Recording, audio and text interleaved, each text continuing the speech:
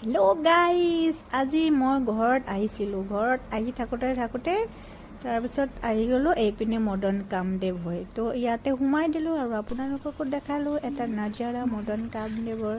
ময়ো ফাৰ্ষ্ট আহিছোঁ। এয়া মানুহ কিন্তু বন্ধ আছে মন্দিৰ, কিন্তু মানুহ পূৰা ভিৰ আছে, আহি আছে যাই আছে, পূৰা ভিৰ। এতিয়া আমি ওপৰত উঠি যাই আছোঁ একেবাৰে লংকেশ্বৰ মন্দিৰৰ নিচিনা দেখোন।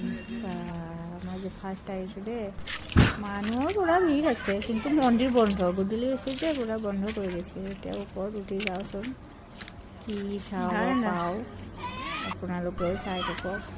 এই আন্ধাৰ হৈ গৈছে, এইটো ভিতৰত গেট বন্ধ, কিবা শিলবিলাক আছে, আমি যাব নোৱাৰোঁ, বন্ধ হৈ থাকিলে।